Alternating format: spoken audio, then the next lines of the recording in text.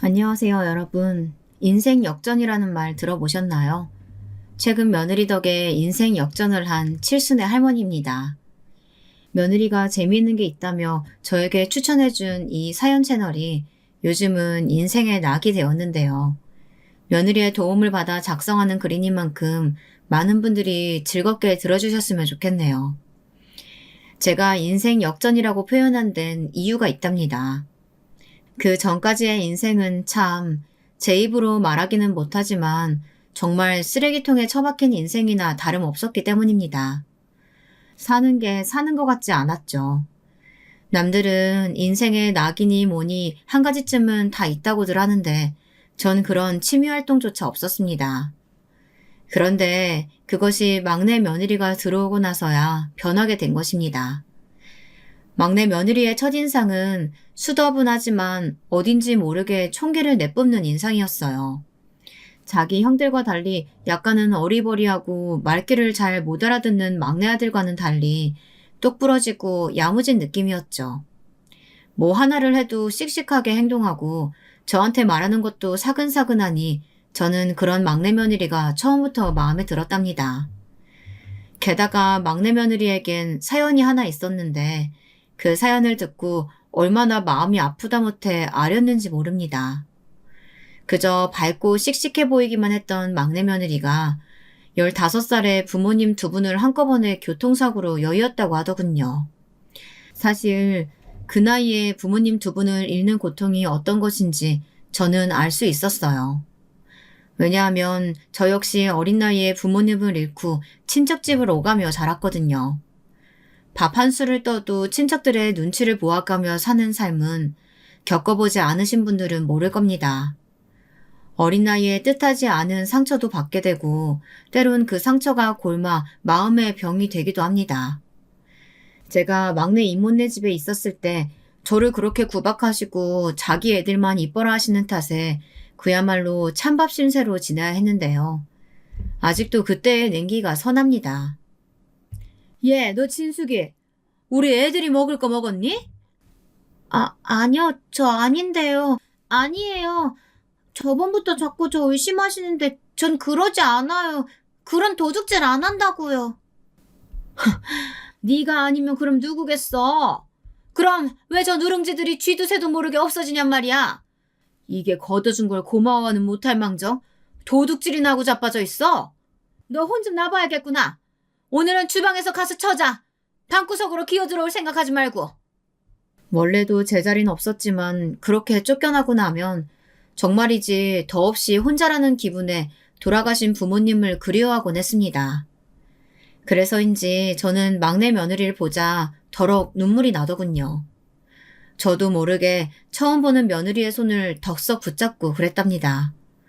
너무 고생했다고, 너무 힘들었겠다고요. 막내 며느리는 약간 당황한 기색이었지만 곧이어 제 손을 마주잡으며 고맙다는 말을 속살거렸습니다. 어쩐지 그 애와 저의 어린 시절이 맞닿아 있는 것 같았죠. 그때 그렇게 저는 막내애까지 장가를 보내고 난 후 조금은 허탈하고 시원섭섭한 기분으로 집에 있었는데요.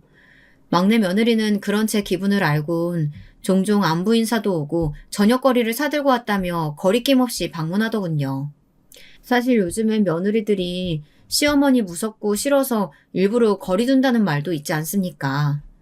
근데 막내 며느리는 그런 게 일체 없었어요.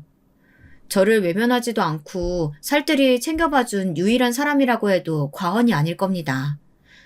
어머님, 저 왔어요. 제가 너무 자주 오는 건 아니죠. 그래도 어머니 좋아할 거 생각하니까 그냥 지나칠 수가 없더라고요. 얼른 밥만 차려서 같이 먹어요. 오늘은 아버님도 없이 혼자 있으시는 날이니까 제가 더 오래 있다 갈게요. 아이고, 이렇게 오지 않아도 된대도. 고맙구나, 참. 그나저나 가깝지도 않은 거리인데 택시라도 타고 오지 그랬어. 택시라뇨. 저희 집 코앞 버스 정류장에서 쭉 타고 오면 한 번에 오는데요. 창밖 구경도 하고 바람도 쐴 수 있어서 좋은걸요? 애기 갖기 전엔 이렇게 어머니와 오래도록 같이 있고 싶어요. 당시엔 저도 이렇게 쭈글쭈글한 노인네가 아니고 기운이 나름 팔팔했으니 며느리와 같이 밥도 차려 먹고 나가서 산책도 하며 여유 시간을 보내고 오곤 했답니다. 그 시간이 참 낙이라면 낙이었죠. 저도 모르게 우리 막내 며느리 언제 오려나 이렇게 기다리게 되었으니까요. 솔직히 말하면 막내 며느리를 제외한 첫째, 둘째 며느리들은 어딘지 모르게 제가 더 불편함이 느껴지는 며느리들이었어요. 친정이 부유해서 늘 비싼 옷과 가방으로 도배해서 시댁에 오는 첫째 며느리는 일단 집안일 하는 거 자체를 굉장히 싫어했어요. 제가 명절 음식도 하나하나 만들어 놓아야 했고요. 둘째 며느린 둘째 아들처럼 같은 의사였는데 항상 바쁘다는 이유로 명절을 다 지내고 나서야 시댁에 들러 밥 한 끼 먹고 가는 게 전부였답니다. 그마저도 어머니, 죄송한데 저희 이만 그만 가봐야 돼서요. 이렇게 말하며 자리를 뜨곤 했어요. 그토록 잘난 며느리들이었으니 왠지 그 앞에선 기도 못 추리고 맥도 못 추리는 게 저란 사람이었습니다. 시어머니란 사람이 이런다 하면 바보 같다 보실 분들도 있으시겠지만 저는 워낙에 소심하고 남들에겐 죽어도 나쁜 말 못하는 답답한 사람이었으니 며느리들이 더 어려웠어요. 그런 첫째, 둘째 며느리들과 달리 살뜰하게 저를 돌봐주는 막내 며느리였으니 얼마나 고맙고 기특했겠어요. 어머님, 저는 이런 말 그렇지만 저는 어머님이 꼭 저희 엄마 같아요. 친정엄마요. 기억 속에서도 이미 희미하신 분이지만 저희 엄마가 하늘에서 저를 위해서 어머니를 내려주신 게 아닐까요? 그렇게 가끔 생각해요. 그 정도로 어머님은 제게 소중하신 분이에요. 가끔은 이런 말을 하며 저를 감동시키고 눈물 짓게 만들곤 했답니다. 막내 며느리 역시 저와 아주 유사한 어린 시절을 가지고 있었어요. 눈치 빠르고 사람들 기분에 잘 맞추는 것도 그때 하도 눈칫밥을 먹어 그렇게 된 것이라고 하며 웃어 보이는데 가슴이 참 아프더군요. 나야말로 네가 반갑고 기특하다. 너와 인연이 된 게 내 인생에선 참 행운이고 복이라고 생각해. 뭐든 도울 테니까 어려워 말고 말해. 알았지? 엄마라고 생각하고 말이야. 그때 저를 엄마라고 생각하라고 한 말은 제 딴엔 큰 용기였답니다. 괜히 주책을 떠는 게 아닐까 염려했는데 다행히 막내 며느린 그 말에 감격한 표정으로 저를 꼭 껴안더라고요. 정말 그렇게 엄마라 생각해도 되냐면서요. 사실 당시 그 말에 함께 껴안고 울고 싶은 마음을 꾹 눌렀어요. 전 사람이 참 그립고 애틋했습니다. 물건이나 던져대며 집구석에 있는 옆에 내라고 저를 끊임없이 비하하는 남편. 나이가 들어서도 저를 구박하지 못해 안달인 시어머니. 연락 한 통 하려 해도 바쁘다며 끊어버리는 무심한 자식들. 젊었을 땐 자식들을 힘겹게 키우면서 그래도 이 자식들이 크면 내게 어느 정도 효도를 할 거라 굳이 거창한 효도까진 아니더라도 어미의 마음을 알아줄 거라고 생각했습니다. 그런데 남편과 시어머니의 등살에 떠밀려 힘겹게 삼형제를 키웠건만 그 세 놈이 머리가 크자 그중 한 놈도 제게 따뜻한 말 한마디 해주는 놈이 없더군요. 자기 대학 가기 바쁘다고 고등학교 때부턴 쳐다도 보지 않는 첫째부터 의사가 되어야 하기에 시간이 없다고 하는 둘째 놈. 그나마 제게 조금 연민을 느끼고 가끔 밥 먹었냐 물어봐주는 놈이 셋째였습니다. 엄마, 형들은 엄마 생신인데 전화도 안 해요? 너무하네 참. 아니야. 네 형들이 요즘 다들 바쁜 것 같더라. 괜히 연락해서 형제간에 분란 일으키고 그러지 말아라. 형들도 마음으론 엄마를 고맙게 생각하고 있을 거야. 아니에요, 엄마. 엄마 생각과는 달라요. 형들은 엄마 고마운 거 코빼기도 모른다고요. 엄마가 젊은 시절 아버지한테 그렇게 맞고 매일 피멍든 얼굴로 밥 해줬어도 그거 당연하게 받아먹으면서 아버지한테 아무 말도 안 했잖아요. 아버지한테 대항한 건 나밖에 없어요. 엄마 어쨌든 이제 엄마도 나이 드셨으니까 엄마 마음 가는 대로 사셔요. 난 엄마가 이혼한다고 해도 말리지 않아요. 무슨 갑자기 이혼이야. 너 장가도 안 갔는데. 됐다. 쓸데없는 소리 말고 너 건강이나 생각해. 무리해서 일하지 말고. 알았어? 그나저나 여자친구 언제 보여줄 거야? 보여드릴게요, 곧. 엄마도 좋아하실 거예요. 당시 막내놈이 장가를 가기 전이었으니 저런 대화가 오갔지만 그랬던 막내놈조차 어느 순간부터는 제게 회사 일이 바빠졌다며 소홀해져 버렸습니다. 그러니 그런 처지의 저에겐 그나마 결혼 후 들어온 막내 며느리만이 하늘의 단비와 같았죠. 그리고 그런 며느리에게 뭐라도 해주고 싶었어요. 저는 조금 안달이 나 있었던 것 같아요. 그러던 어느 날 막내 며느리의 생일날이 다가왔고 뭐라도 사주고 싶어서 고민하다가 백화점에서 물건을 하나 샀습니다. 사실 마음이야 보석 달린 목걸이니 반지 이런 것들도 해주고 싶었지만 모든 경제권을 쥐고 휘두르는 남편이 알면 노발대발 할 것이었기 때문에 그럴 수가 없었어요. 겨우 고민해서 사게 된 것이 작은 은팔찌였어요. 며느리의 가느다란 손목에 맞을 이쁜 팔찌였죠. 보자마자 마음에 찬 은팔찌는 그 자리에서 제 시선을 빼앗아 버렸고 며느리가 기뻐할 모습을 생각하니 가격대가 높다는 것도 망각하고 바로 계산대에 올려버렸어요. 하지만 그것이 남편 눈에 걸리고 말면서 그날 사단이 일어나 버렸죠. 더욱 참혹하고 비참한 건 그 모습을 자식 부부까지 보게 된 것이었고요. 집구석에 있는 예판내가 할 게 뭐가 있다고 이 돈을 써? 너 내가 경고했지? 내 돈 함부로 쓰지 말라고. 네가 뭔데 내 돈을 아무렇게나 긁어대면서 사치질을 하고 있어. 그럴 주제가 된다고 생각하는 거야? 그럴 시간 있으면 밥이나 제대로 해. 내가 좋아하는 진밥이 아니잖아. 그리고 그거 당장 환불해오고. 저기요 여보. 이거 얼마 안 해요. 우리 며느리 생일인데 내가 시어머니잖아요. 하나쯤은 해주고 싶어요. 허락해줘요. 네? 내가 지금까지 당신한테 뭐 못한 거 없잖아요. 삼시세끼 당신이 원하는 따뜻한 밥에 다림질한 깨끗한 옷에 당신 어머니 똥오줌 받아내는 수발까지 드는데 이거 하나쯤은 허락해줄 수 있잖아요. 그 입 못 닥쳐? 역시 당신은 그 주둥이가 문제야.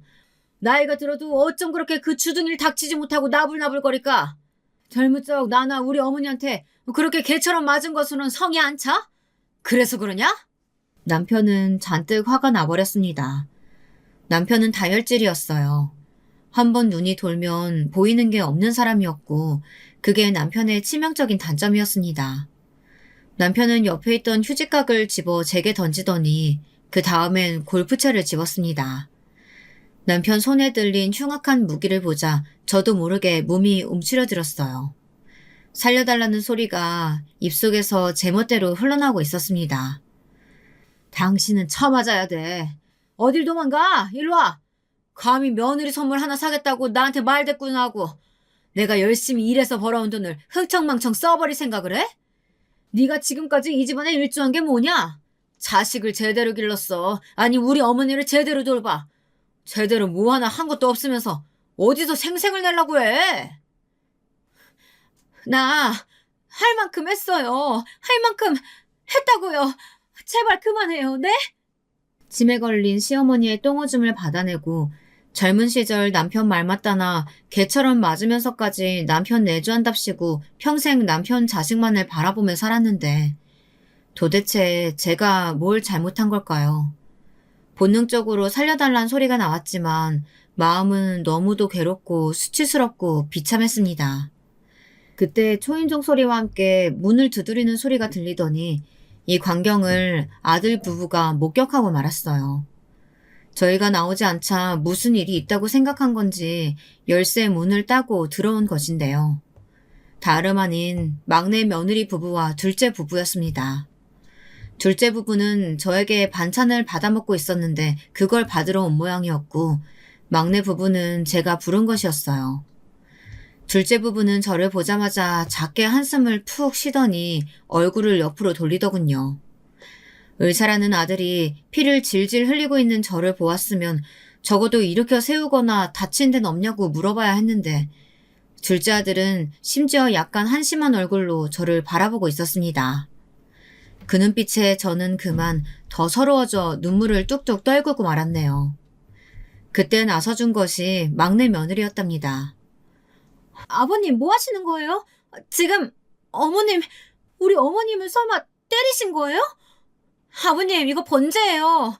어머님 때리실 데가 어딨다고 이렇게 막무가내로 그러실 수가 있어요? 제가 이 사람한테 듣긴 했다만 정말 아직까지도 이러실 줄은 몰랐네요. 어머니, 일단 응급실로 가요.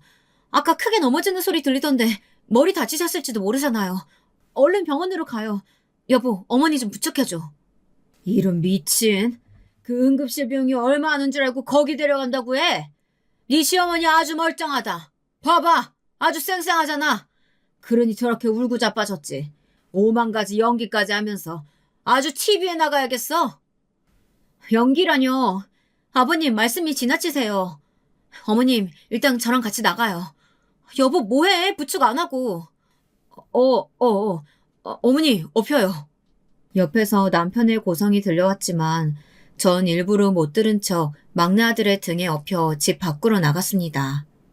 집을 나와서야 크게 부딪히진 않았고 그저 장식장 유리에 살짝 긁힌 것뿐이라며 내려달라고 했지만 며느리는 무조건 응급실로 가야 한다며 혹시 모르니 검사를 해야 한다고 우기더군요. 비용도 자신이 부담하겠다면서요. 아들 며느리 앞에서 이런 모습을 보였다는 것 자체가 너무 수치스러워서 눈을 뜨고 싶지도 않았지만 그 말엔 숨죽여 오열하며 아들의 등을 눈물로 적실 수밖에 없었습니다. 남편의 이런 공격적인 성향은 젊었을 적부터 시작되었습니다. 시집 오기 전에 그저 조금 잘 노는 동네 오빠 정도였지 이런 성향이 있는 줄은 전혀 몰랐어요. 저를 맡아주신 친척분께선 집안에 돈이 없다며 얼른 저를 시집 보내려 드셨기에 더 성급하게 결혼을 추진하게 되었고요. 예, 너 꼭 그 남자한테 시집 가야 한다. 내가 마을 사람들 이야기 들어보니까 아주 잘 사는 집안에다가 그 시어머니 되실 분도 성품이 좋다고 하시더라. 여기 성당 나가시는데 성당 같이 다니시는 분이 그런 말을 하대. 차만 며느리감 찾는다고 하는데 내가 네 이야기를 바로 해버렸지 뭐야. 정말요? 정말 괜찮은 사람이에요? 집안도 중요하지만 사람도 중요하잖아요. 그 오빠 조금 무서워 보이던데. 아니야. 걔도 생긴 게 그래서 그렇지. 효자 아들에다가 길 가는 어르신들도 잘 돕고 착한 애라고 하대. 걱정 말고 만나봐봐. 너도 이제 시집 가야지. 그렇게 두근거리는 마음으로 만나게 된 동네 오빠였던 남편에게 마음이 뺏겨 속전속결로 아주 어리석게 결혼이란 절차까지 밟게 되었는데요. 시어머니는 제가 시집 오기 전 그때만 해도 친척 어르신분의 말씀대로 점잖고 인자하신 분이었습니다. 다만 말투는 조금 거친 편이셨습니다. 그게 조금 거슬렸죠. 아유, 고아로 자라가지고 많이 힘들었겠구나. 내가 앞으로 다정히 잘 대해주마. 이제 우리 한 식구잖니? 넌 잊을 친정도 없겠지만 이제 시댁에 들어왔으니까 완전히 시댁 사람이 되어 살아라. 네 남편 나한테 충성 다해 봉사하고. 알았지? 그게 여자의 가장 큰 보람이자 도리인 거야.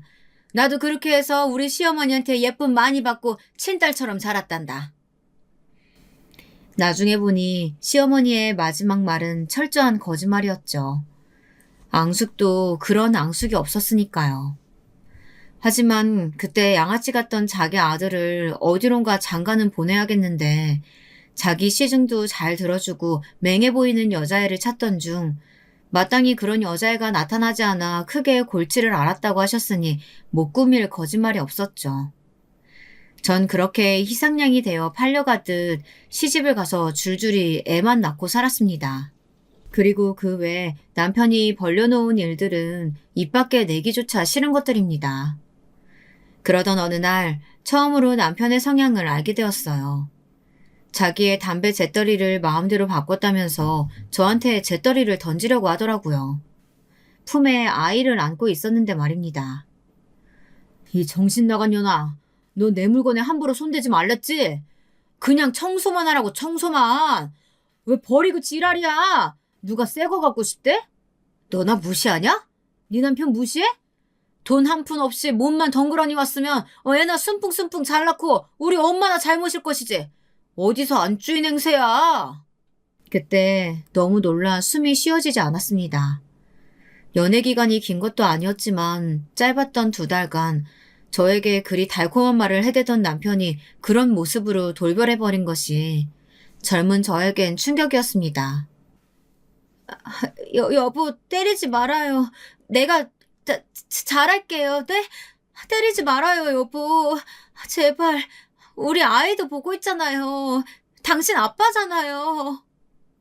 다음 날 시퍼런 멍자국을 한 얼굴을 하고 밥을 안 치고 식탁에 수저를 놓는데 시어머니는 그 모습을 보고 피식 웃었습니다. 남편의 누나였던 시누이는 혀를 차며 바보 같다는 말을 궁시렁거렸고요. 그 말을 모두 듣고도 참았습니다. 한 귀를 듣고 한 귀를 흘리며 칭얼대는 갓난 아기를 꼭 껴안았습니다. 있잖아, 올케. 올케는 밥을 너무 맛없게 하는 경향이 있어. 이러면 내가 힘이 나서 공부할 맛이 나겠어? 나 요즘 시험 준비 중인 거 몰라? 올케가 앞으로 밥은 더 신경 쓰도록 해. 알았어? 네, 형님. 으유, 그거 하나 못해가지고 너는 네 신우한테 그런 말을 듣냐? 내가 전에도 그랬지? 여자가 남편하고 시댁 사람들한테 잘해야 그게 여자의 가장 큰 보람이고 도리라고. 너는 애초부터 글러먹었다. 글러먹었어. 엄마, 누나, 이 사람 배운 게 없어서 그래요. 생각해보세요. 부모도 없었는데 뭘 배우고 자랐겠어요. 그래, 그건 그렇다. 배운 게 없으니까 멍청하게 한 번 말한 거 기억도 못하고 욕을 쳐 들어야 기억하고 그러는 거지. 아이고, 가여워라. 그런 대화로 아침 식사를 여는 집안이었습니다. 저는 그 집안의 충실한 하인이자 시녀였고요.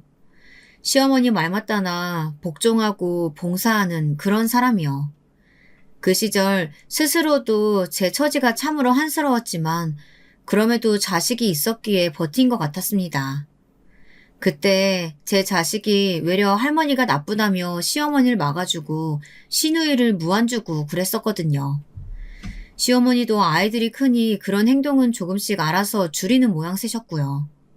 게다가 시누이가 결혼하여 독립해 나가고 남편이 당시 사업이다 뭐다 하여 매일 바쁘게 돌아다녔으니 저는 집안에서 애들 키우기만 열심히 하고 살게 되었습니다.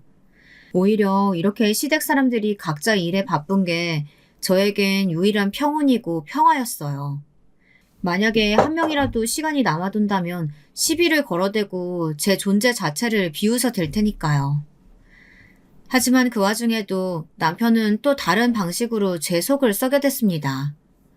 남편이 어느 날 젊은 여자를 데리고 오더니 저보고 침실 아닌 거실 바닥에서 자라고 하더라고요. 무슨 말이에요? 이 여자는 또 뭐고요? 당신은 잠깐만 거실에 나가 있어. 잠깐만이야. 잠깐만을 강조하는 남편의 말이 이상하고 상황도 기가 막혔지만 그 여자를 보니 더 말문이 막혔습니다.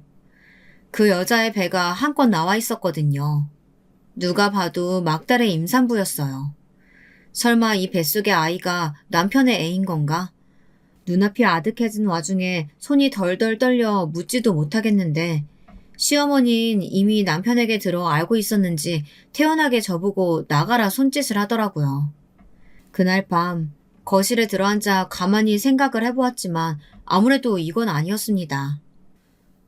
도대체 당신 생각이 있는 거예요? 내가 어젯밤은 어쩔 수 없이 동네 시끄러워질까봐 넘어갔지만 어떻게 애를 만들어 올 생각을 해요? 그래요. 내가 당신 바람피는 거는 알고 있었어요. 하지만 알고 눈 감아줬으면 멈출 줄도 알아야죠. 어떻게 끝까지 갈 수가 있어요? 어떻게 이렇게 나를 또 한 번 죽일 수가 있냐고요. 나는 그렇다 치고 우리 애들은요? 우리 애들 볼 낯은 있어요? 당신이 사람이에요? 하지만 하고 싶은 말을 모두 쏟아내었을 때 저는 그만 풀썩 쓰러지고 말았습니다. 제 의지가 아니었어요. 시어머니가 냄비를 들고 와서 제 머리통을 갈겨버렸기 때문이에요. 양은 냄비가 바닥에 툭 떨어지며 제 옆으로 뒹구는 꼴이 보이더라고요. 어디 감히 네 남편한테 바락바락 대들고 자빠져 있어? 야, 네 남편이 어디서 애를 낳았다 쳐도 그냥 입 닥치고 가만히 넘어갈 일이지? 누가 이 애 키운대니? 이에 쥐도 새도 모르게 고아원에 보내버릴 거야. 아님 저 여자가 키우게 하든. 뭐라도 할 테니까 넌 그냥 조용히 하고 있어. 내가 친정이 있었다면 이런 일을 당했을까요? 참 하늘로 응어리졌던 기억입니다.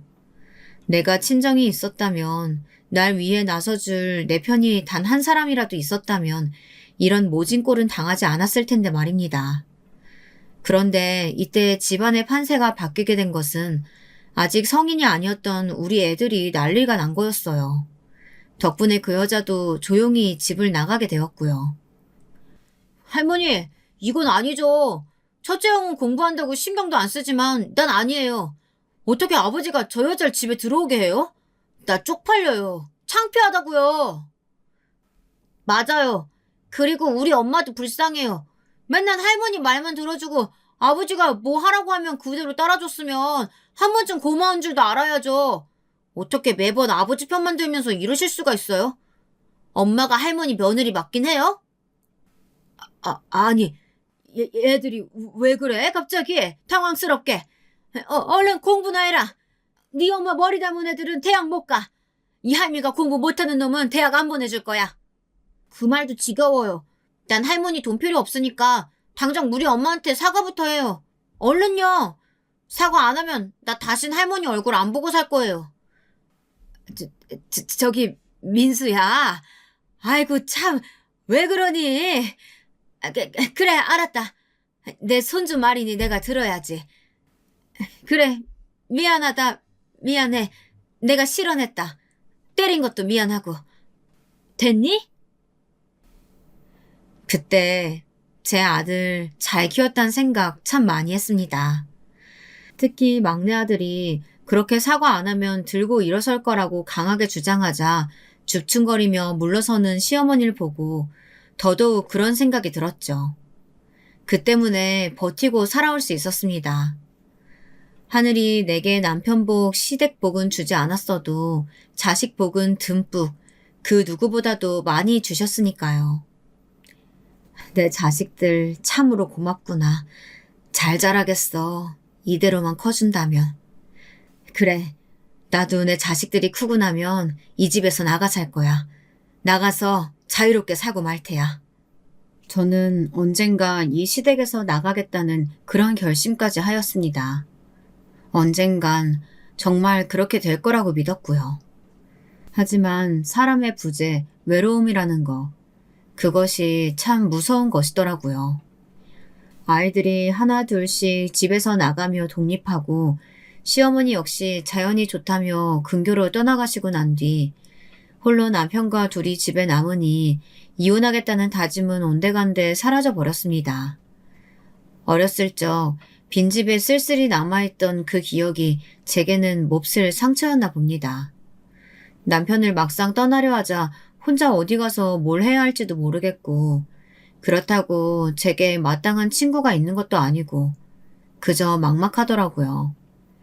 자유롭게 새처럼 살겠다는 결심이 무색하도록 저는 그렇게 현실의 막막함에 주저앉아 버렸죠. 남편에게 또 한 번 손찌검 당하는 이런 일이 일어나기까지요. 나중에 응급실에서 간단한 조치를 받고 수액을 맞은 후 마음이 그나마 진정이 되었는데요. 그때서야 아들 부부와 제대로 이야기할 수 있게 되었답니다. 역시나 며느리는 길길이 날뛰더라고요. 어머님, 이건 아무래도 아닌 것 같아요. 제가 이 사람한테 어머니가 겪으신 일 상세히까진 아니어도 어느 정도 듣긴 했어요. 근데 들으면 들을수록 어떻게 그런 일을 당하고 살아오신 건가 싶고 저는 너무 이해하기 힘들어요. 어머님, 저는 아버님과 떨어져 사셔야 한다고 봐요. 이대로 계속 가시면 어머님 점점 힘들어지실 거예요. 이제 어머님도 나이 있으셔서 어디 잘못 맞으셨다가는 몸에 큰 문제가 생길 수도 있다고요. 그래, 네 말 무슨 말인지 안다. 알어. 근데 어떡하겠니. 이게 내 팔자고 운명인걸. 젊은 니들 눈에야 내가 참 답답하고 고지식해 보이겠지만 차마 저 사람을 떠나고 살 수는 없겠구나. 대신 내가 이런 일 생기지 않도록 조심하마. 어머님, 이건 어머님이 조심하셔야 하는 문제가 아니고요. 이건 아버님의 문제라니까요. 저희가 오늘 여기 오지 않았으면 어쩔 뻔했어요. 저 아까 어머님이 선물 주시겠다는 문자 받고 온 건데 만약 혹시라도 제가 못 봤으면 상상도 하기 싫어요. 정말 이걸 어쩌면 좋아. 막내 며느리에겐 이 일이 꽤나 충격적이었나 봅니다. 며느리는 제게 남편과 이혼해야 한다며 몇 분간 저를 설득했어요. 옆에서 막내 아들도 동조하듯 가만히 며느리를 지켜보고 있더군요. 그 순간 제 머릿속에 꽤나 많은 기억들이 스쳐 지나가긴 했습니다. 21살에 덜컥 혼전 임신을 시킨 남편에게 시집와 줄줄이 애만 낳고 살았던 시기 동안 단 한 번도 저를 보살피지 않았던 시어머니, 뻔히 다른 여자를 들여 내 앞에서 입을 맞추고 시시덕거리고 있던 남편, 밥을 태웠단 이유로 하는 거 없이 밥만 축낸다며 주걱으로 입을 때렸던 기억들까지 모두 너무나 괴로운 기억들이었습니다. 벗어나고 싶은 그런 기억들이었죠. 그럴 수만 있다면요. 하지만 왜였을까요? 그때 전 막내 며느리의 손을 조용히 잡으며 당부했습니다. 내일은 내가 알아서 하니까 너는 걱정할 거 없다. 내가 네 시아버지를 잘 알아. 그래도 이날 이때껏 같이 살아왔는데 모를 수 있겠니?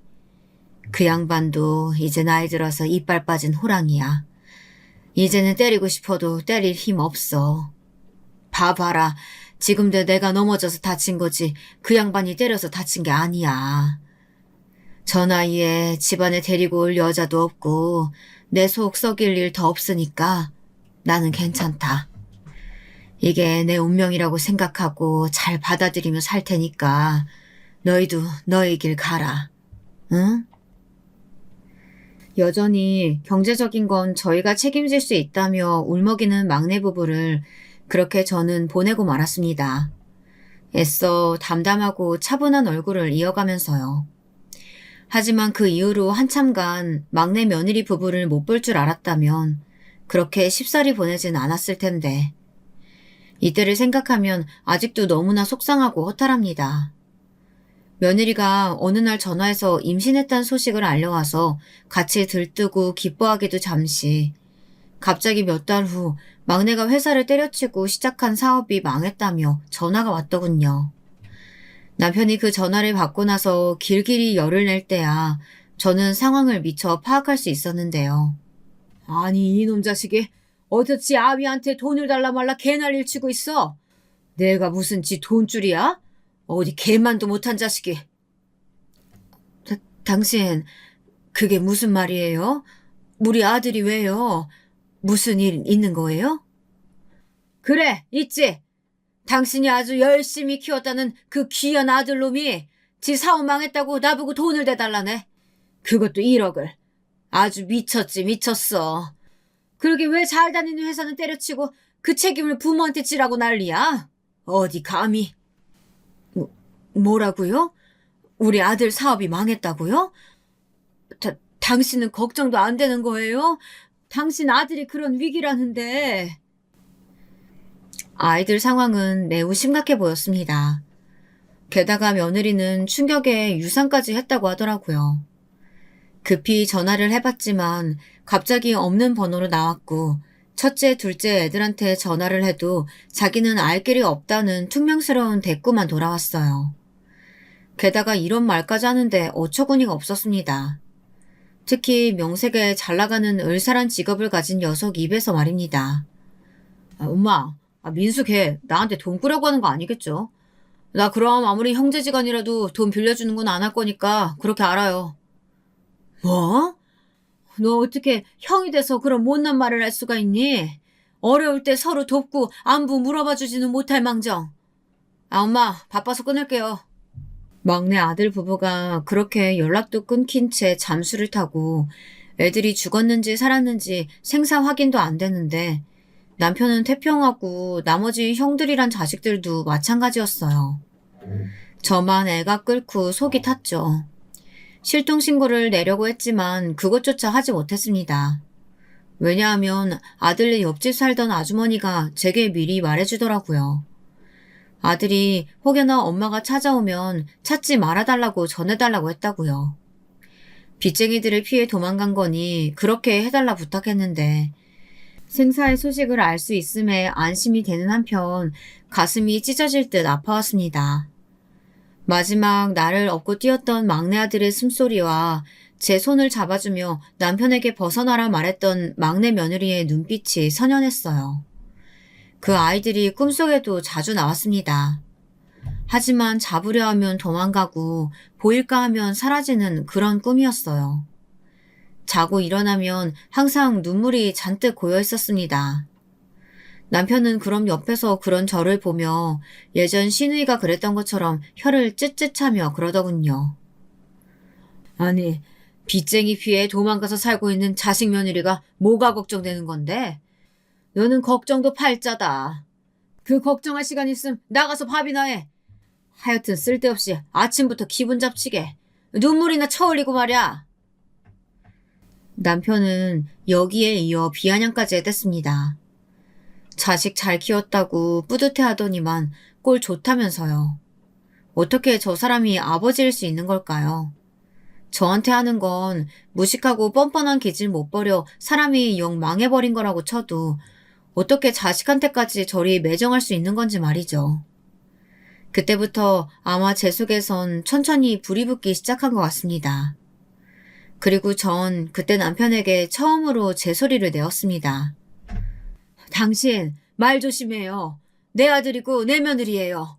내 식구가 그리 힘들게 살고 있다는데 그렇게 말하는 당신이 비정상이라고요. 그러니 막말하지 말아요. 적어도 내 앞에선요. 알아들었어요? 남편은 곧바로 흥분하여 잔뜩 얼굴이 벌개졌지만 당당히 문을 닫고 집 밖으로 나가버렸답니다. 그 후 전 오매불망 절을 다니며 아들 부부만을 기다렸어요. 그리고 그러던 어느 날 그토록 기다리던 아들 부부 소식이 들려왔습니다. 바로 사라진 그날부터 5년 후였습니다. 아들 부부가 조용히 제게 연락을 했는데 저만 보자고 하더군요. 의아하긴 했지만 일단 조용히 저만 움직여서 그곳으로 향하게 되었습니다. 어머님, 너무 보고 싶었어요. 그동안 잘 지내셨죠? 오랜만에 본 며느리와 아들의 행색은 참으로 초라했습니다. 잘 먹지도 못했는지 며느리 얼굴이 너무 많이 상해 있었어요. 아이들은 작은 고시원에서 식당이며 공장일이며 닥치는 대로 뭐든 하면서 그렇게든 겨우 살아가고 있다고 했습니다. 하지만 아직 빚은 갚지 못했다고 했어요. 자기를 쫓는 빚쟁이들이 있기에 조용히 저만 보자고 했다고 하고요. 엄마, 아직 빚은 다 갚지 못했어요. 그래도 언젠간 꼭 갚아서 당당하게 엄마 앞에 나타날 테니까 조금만 지켜봐 주세요. 그래, 그럼 당연히 그럴 거다. 엄만 기다릴 거야. 그나저나 민희 넌 얼굴이 너무 상했구나. 힘들지? 괜찮아요, 어머님. 사실 어머님이 너무 보고 싶어서 몇 번이나 연락하고 싶었는데 괜히 제가 걱정만 끼쳐드리는 것 같아서 쉽사리 못했어요. 어머님이 해주시는 그 김치가 얼마나 먹고 싶었는지 몰라요. 장조림도. 참 많이 생각나고요. 아이들은 어찌나 모진 고생을 했는지 약간은 둘 다 눈빛이 퀭해 보였습니다. 일단 저는 급한 대로 준비한 돈을 아이들 손에 넣어주었어요. 놀라는 눈빛으로 보는 아이들에게 제가 몰래 모아둔 비상금 같은 거니 써도 된다고 말했습니다. 실제로 그 돈은 정말 제 친척 어르신들이 돌아가시면서 작게나마 유산같이 남기신 돈이기도 했습니다. 이럴 때 아이들에게 쓰일 수 있어서 참 다행이더라고요. 저는 아이들이 사는 허름한 고시원 앞까지 눈물로 배웅을 하곤 다음날 급하게 장조림과 김치를 담가 고시원 아주머니에게 맡겼습니다. 그 안엔 며느리를 향한 편지까지 담았죠. 민희야, 처음 네가 들어왔을 때 그리 딸같이 살갑게 굴어 너를 내 복덩이라고 생각했었다. 그런데 너와 함께할 시간이 이렇게나 짧아질지 미처 상상도 못했구나. 내 아들 버리고 떠날 수도 있었지만 그러지 않고 꿋꿋이 옆에 남아 살아주는 네가 나는 참 안쓰럽고 그렇단다. 너희를 믿고 기다리고 있을 테니 힘내거라. 언젠가 살다가 힘들 때면 엄마를 꼭 찾아와. 엄마가 되어주겠다는 약속, 그것을 기억하며 적어내려간 편지였습니다. 그렇게 집으로 돌아와선 아이들을 만났다는 이야기는 절대 가족들에게 하지 않았습니다. 조심스레 연락하고 조심스레 만나며 가끔씩 돈을 주고 오곤 했습니다. 다행인지 불행인지 씁쓸하게도 아무도 사라진 막내 부부에게 관심이 없어 걸리지 않을 수 있었죠.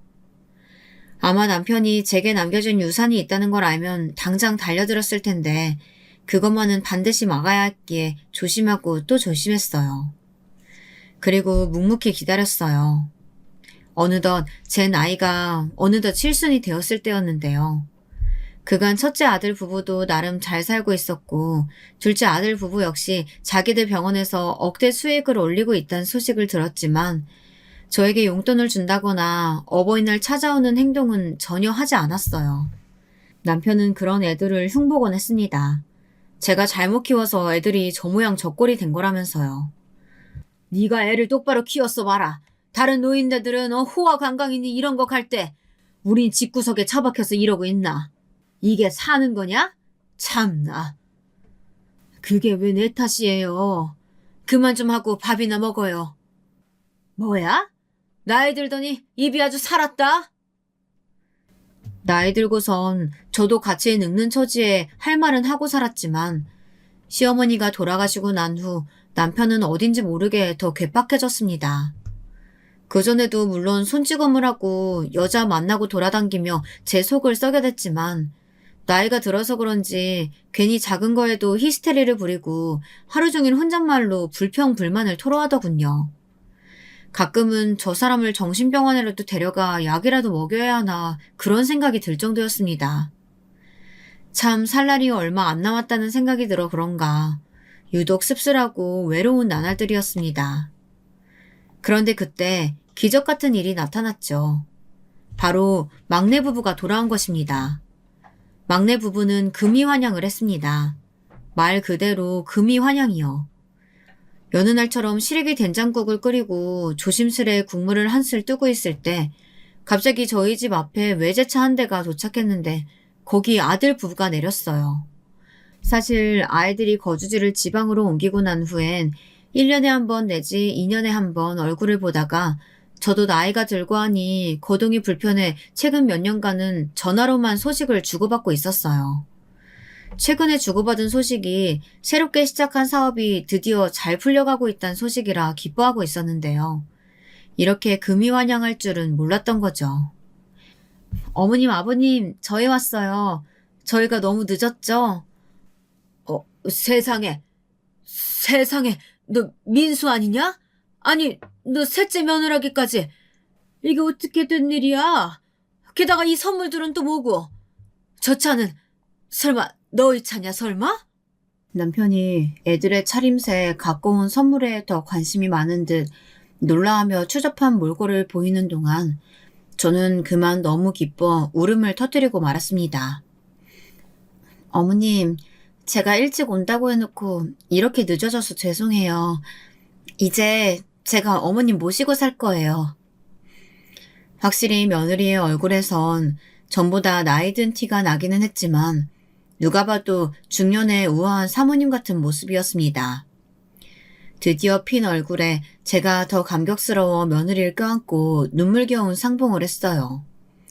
하지만 그 사이에도 남편은 아이들이 도대체 어떻게 성공한 건지 그 부분을 더 알고 싶어 안달이 나 있더군요. 자신에게 콩고물이라도 하나 떨어질까 잔뜩 기대하는 눈치였습니다. 아니, 나는 니네가 물론 잘 돼서 이렇게 돌아올 줄은 알았는데 이 정도일 줄은 상상도 못했다. 대단하다. 정말 대단해. 게다가 우리 막내 아가 너는 옛날부터 아주 영특했잖니. 나는 네가 뭐라도 하나 해낼 줄 알았다. 네, 아버님 감사해요. 실은 내가 요즘 비트코인에 투자 잘못했다가 거의 전 재산 가까운 돈을 잃어버렸거든.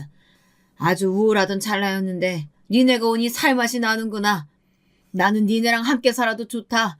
니네만 좋다면야. 아니면 니네 사는 고급스러운 아파트 옆에 우리 집 하나 마련해줘도 괜찮고. 남편의 노골적인 말에 점점 제 인상이 찌푸려지더군요. 어쩜 이렇게 변한 게 하나도 없는지. 이 사람은 제가 아이들을 어떤 마음으로 기다렸는지 모를 겁니다. 매일 절에 다니며 아이들을 위해 빌고 빌었습니다. 부디 건강하길, 무탈하길, 그렇게 돌아오길요. 그런데 아이들이 정작 가장 힘들 땐 나 몰라라던 사람이 저러고 있으니까 화가 치밀어 오르더군요. 아버님 집을요? 그래, 돌아왔으니까 이제 효도해야지. 당신 그만 좀 해요. 애들 왔으면 그냥 환영이나 해줄 거지. 무슨 아파트며 돈 얘기를 해요. 그런데 그게 남편의 심기를 단단히 건드렸나 봅니다. 남편이 괴팍스러운 표정으로 저를 노려보더니 이내 부엌으로 들어가 냄비 하나를 가져와 그대로 제 몸 이곳저곳을 내리치기 시작하더라고요. 늙은이의 힘이라 해도 아프지 않을 수가 있나요? 너무 놀라서 그만 방어를 못하고 속수무책으로 맞고 있는데 그때 며느리가 억센 힘으로 남편을 붙잡아 멈추게 했어요. 아버님, 그만두세요. 여기서 더 하시면 경찰에 신고할 거예요. 그리고 며느린 전처럼 저를 데리고 차에 태워 집으로 향했습니다. 집으로 가는 내내 괜스레 민망스럽고 멋쩍은 마음이 들더군요. 여전히 나이가 들어도 남편에게 맞고 사는 그런 저를 며느리가 어떻게 볼지 그 생각이 뻗치자 저도 모르게 고개를 푹 수그리게 되더군요. 도착한 며느리와 아들 부부가 사는 집은 역시나 호화스럽고 그 안 역시 며느리의 꼼꼼함과 세심함이 드러나는 인테리어로 잘 꾸며져 있었습니다. 며느리는 잠시 집안을 두리번거리는 저를 그대로 지켜보다 이내 소파에 천천히 앉히더군요. 며느린 차분한 말투로 말을 이었어요. 어머니, 더 이상 참지 마세요. 그래, 나도 참 그렇다. 오랜만에 만난 너희한테 이런 모습이나 보이고 싶었던 건 아닌데 많이 당황스러웠지? 어머니, 저희는 괜찮아요. 대신 어머님, 제가 아버님 버릇 고칠 방법 알려드릴 테니까 그대로 따라해 보실래요? 응? 방법? 무슨 방법? 아버님 돈 좋아하시잖아요. 돈을 이용한 방법인데요.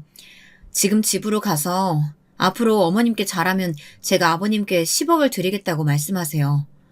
물론 아버님이 실제로 어떻게 하실진 집 안에 CCTV 설치해서 제가 보고 있다고 설명드리고요. 그렇게 돈으려 길들여 보세요. 이 방법 분명히 통할 거예요. 며느리는 씩 웃으며 일단 자기의 방법대로 한 번만 해보라고 하더군요. 저는 잠시 고민했지만 이 방법이 아니면 별 수 없을 것 같아 일단 고개를 끄덕였습니다.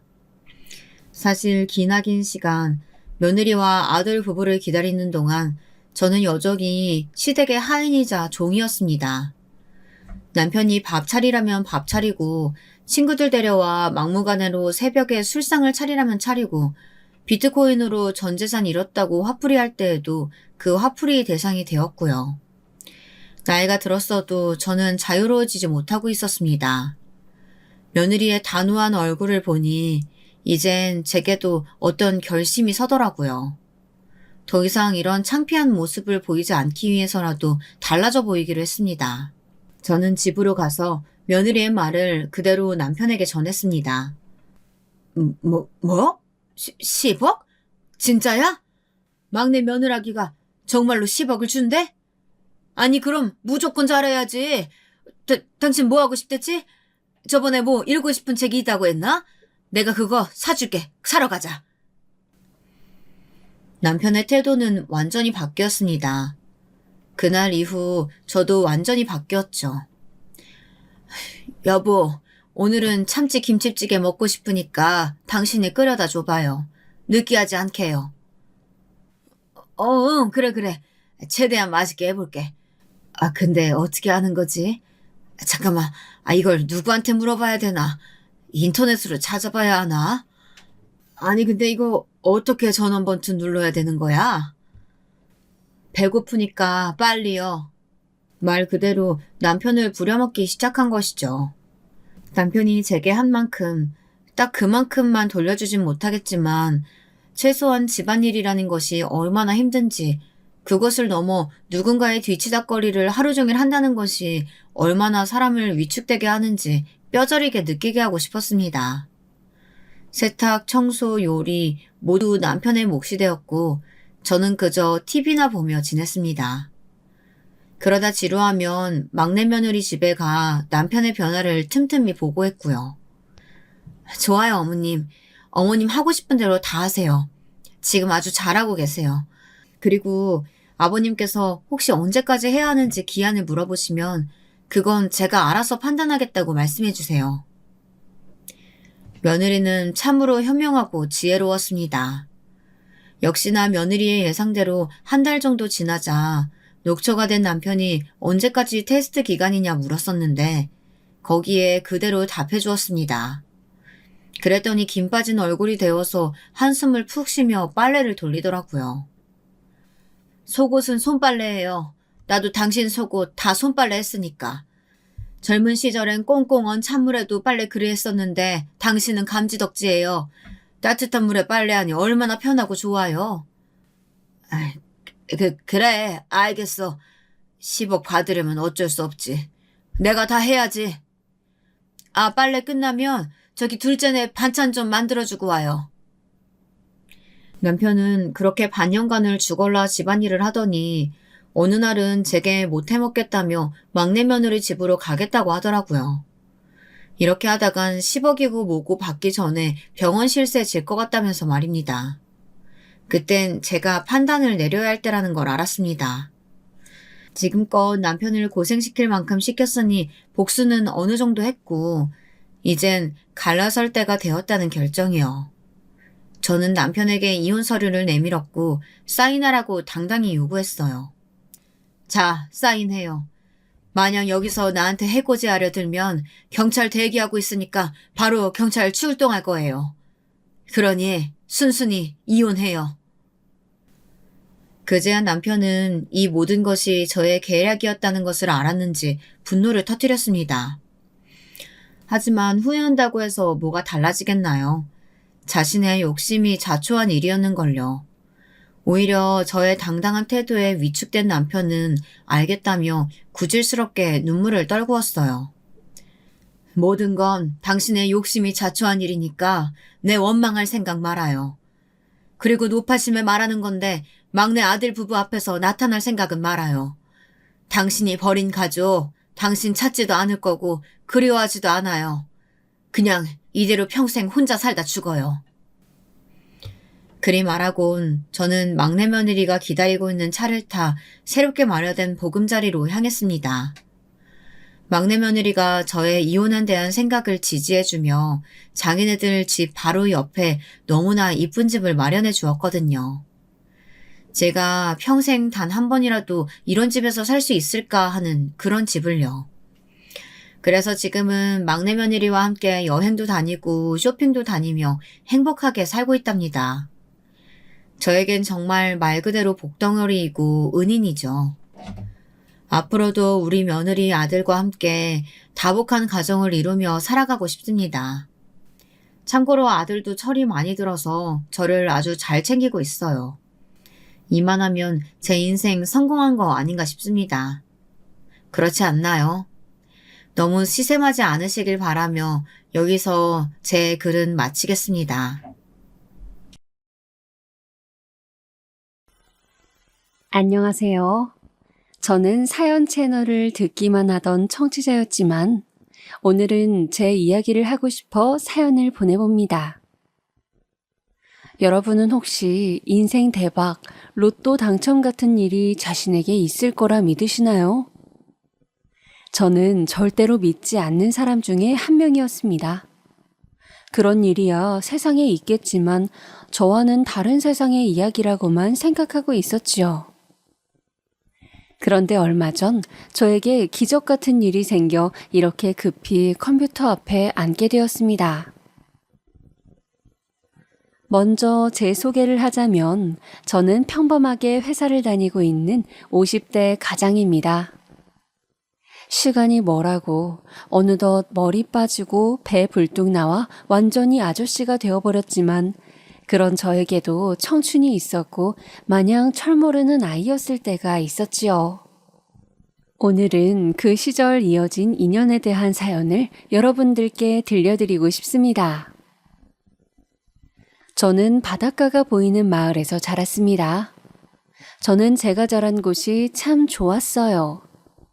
날이 좋을 때는 물속으로 풍덩 뛰어들어 수영을 할 수 있었고, 좋아하는 동네 꼬마들과 모여 함께 모래놀이도 할 수 있었고, 관광객들이 놀러오면 구경하는 재미에 시간 가는 줄 몰랐으니까요.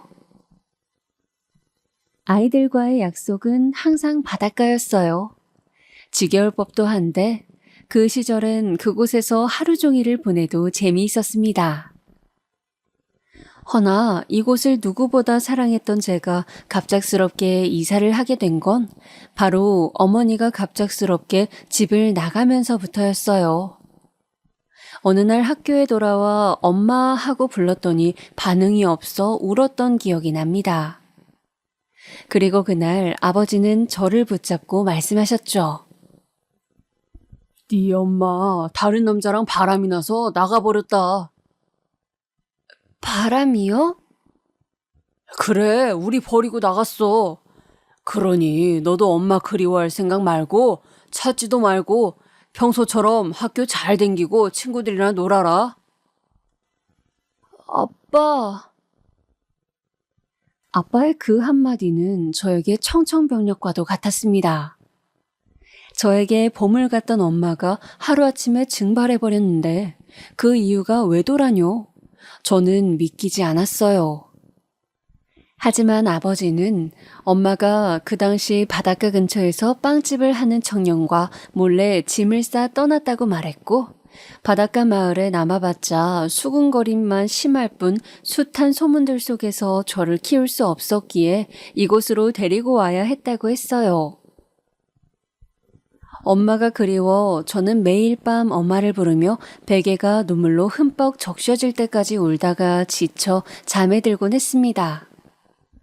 언젠가 엄마가 날 데리러 올 거라 믿으며 집 앞 현관문에 나와 해가 저물 때까지 엄마를 기다리기도 했지요. 성철아, 엄마 왔다. 뭐 먹고 싶니? 라고 말하는 엄마의 따뜻하고 다정한 목소리가 귓가에 들리는 것도 같았어요. 그럼 저는 버선발로 냅다 뛰어나가 엄마 하고 안기고 싶었습니다. 아마도 제가 이런 망상을 했던 건 부모가 나를 버렸다는 사실을 받아들이기도 어린 마음에 믿기도 싫었던 것 같아요. 허나 당시 무서운 아버지의 말을 거스를 수도 없어 그런 행위들을 오래 할 수는 없었어요.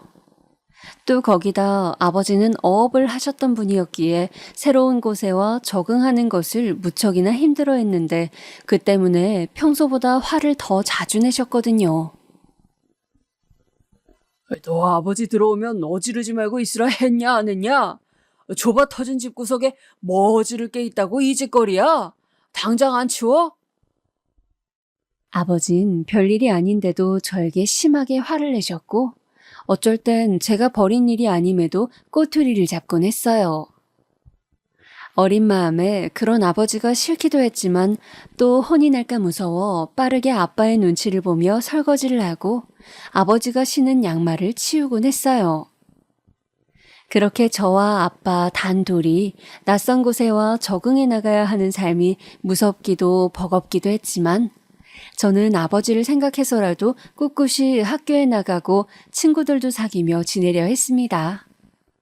대신 마음속에서 어머니는 죽여야 했죠.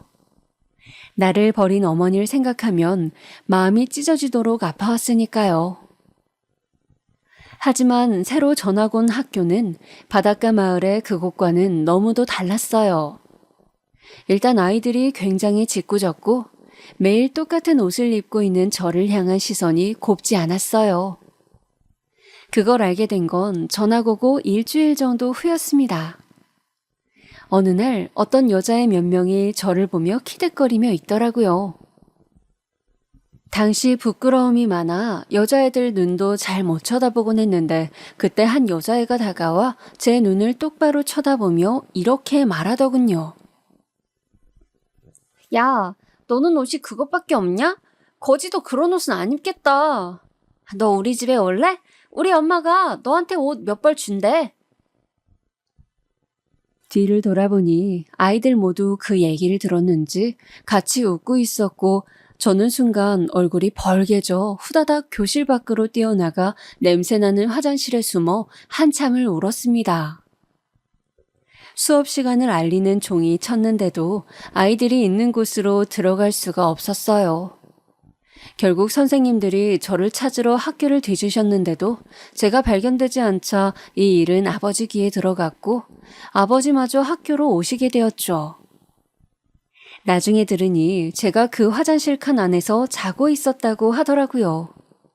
아마 울다 울다 지쳐 잠든 모양이었어요. 선생님들은 다행이라며 안도의 숨을 내쉬었지만 아버지는 그날 저에게 아주 무서운 얼굴로 화를 내셨어요. 이제 철 모르고 행동할 나이는 지났다. 너 앞으로 한 번만 이런 일 만들다간 혼이 날 줄 알아라. 자식 새끼 하나 있는 거 걷어 키워주고 있더니만 은혜도 모르고. 아휴, 썩을 놈의 새끼.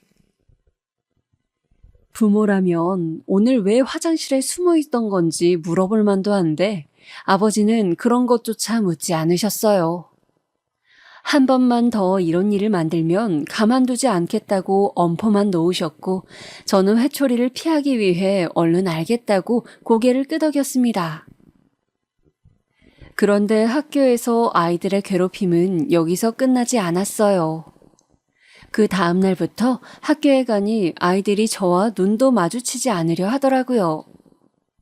거기서 끝나면 다행이었지만 어떤 아이들은 제가 지나가면 코를 쥐어싸는 둥 거지 냄새가 난다는 둥 대놓고 놀려대기 시작했어요. 제가 말 못하고 가만히 있자 그 괴롭힘은 더 심해져 제가 도시락을 못 가지고 오는 날엔 거지 집에 밥도 떨어졌다며 아주 말도 못하게 괴롭혀댔지요. 나중에 아이들의 따돌림을 괴롭힘을 눈치챈 선생님이 그만하라고 같은 친구끼리 그러는 거 아니라고 아이들을 타이르려 하셨지만 원래 어린아이들일수록 더 영악하고 못된 구석이 있잖아요. 나는 거지랑 친구 안 해요. 내가 왜 거지랑 친구예요? 야, 너 말해봐. 우리가 너 친구야? 하면서 저에게 더 큰 상처를 주더라고요.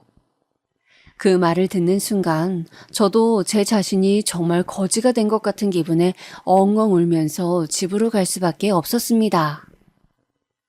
사실 이 모든 건 맨날 똑같이 입는 옷 때문에 시작된 거였으니 아버지에게 옷 한 벌만 사달라고 헌 책가방 말고 다른 책가방 갖고 싶다고 말 한마디만 하면 되었으나 저는 알고 있었습니다.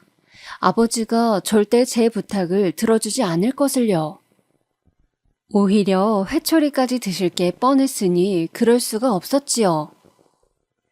다만 이때 가장 생각난 사람은 외려 어머니였어요. 친할머니마저 가끔 저희 집에 오시면 새끼 버리고 떠난 건 엄마도 아니라고 대놓고 욕을 하시곤 했는데 저는 이럴 때 날 버리고 떠난 어머니라도 있었으면 했습니다. 어머니라면 학교에 찾아가 애들한테 그러지 말라고 말이라도 했을 텐데 내가 이렇게 아프고 슬프도록 놔두지 않았을 텐데 하는 생각이 들었으니까요. 하지만 어머니를 그리워한 만큼 아무리 기다려도 오지 않은 어머니가 원망스럽기도 했습니다. 그러던 어느 날 저에게 엄마가 없다는 것까지 알게 된 아이들은 이제 저를 고아라 부르기로 했나 봅니다. 어느 순간 제 별명이 고아가 되어 있더라고요. 아이들은 엄마가 없는 제 배경을 흠잡아 무지막지한 말들을 해대었고 저는 그 순간을 견딜 수 없어 매번 학교 밖으로 뛰쳐나갔어요.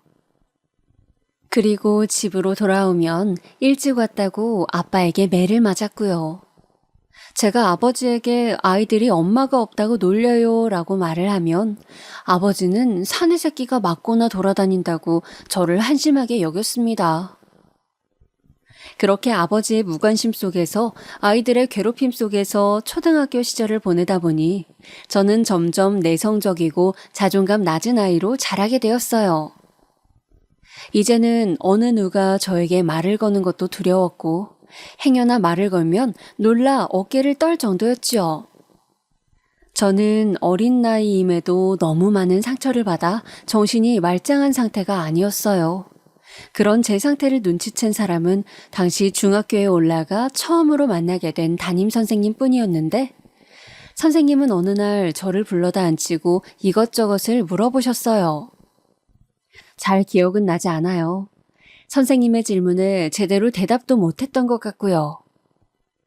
근데 선생님은 아마 제가 다른 친구들에게 따돌림을 당했다는 사실을 들어 알고 있으셨던 것 같아요.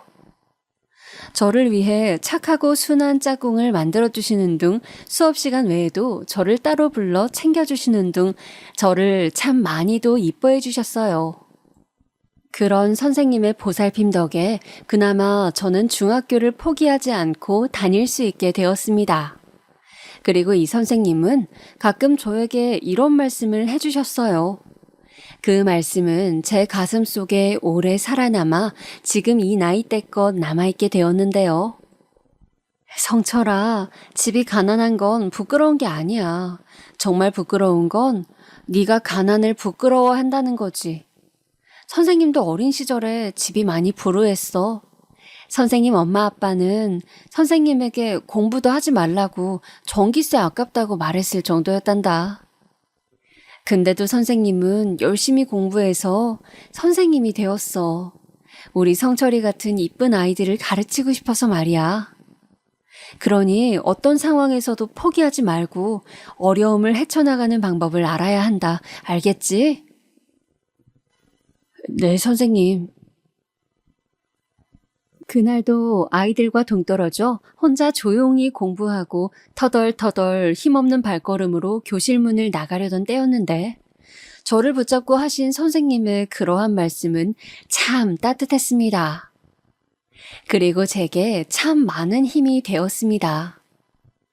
선생님을 보면 아주 가끔 엄마가 생각나기도 했고 저 역시 꿈을 가져야겠다는 생각도 마음 한켠 들었지요. 꿈이라곤 전혀 없었던 어린 제게 마치 밤바다를 비추는 등대불처럼 선생님은 그런 존재였어요. 그렇게 저는 선생님 수업 시간에는 졸지 않고 열심히 수업을 듣기 시작했고 그러다 천천히 공부에도 흥미를 붙여가게 되었어요. 문제집도 없고 달랑 가지고 있는 건 교과서 하나뿐이었지만 저는 그 교과서를 참 많이도 보고 또 보았네요. 나중엔 교과서가 너덜거릴 정도로 보아 지나가던 선생님들이 놀랄 정도였어요. 공부하는 게 아주 재미있거나 바닷속에서 수영하는 것만큼 행복한 일은 아니었지만 적어도 제 힘든 가정 환경을 잊을 수 있는 유일한 것이었지요. 아버지가 술을 먹고 들어오는 날이 많아질수록 저는 공부에 더 몰입했고 아이들이 놀릴 때면 더더욱 연필을 쥐어잡았습니다.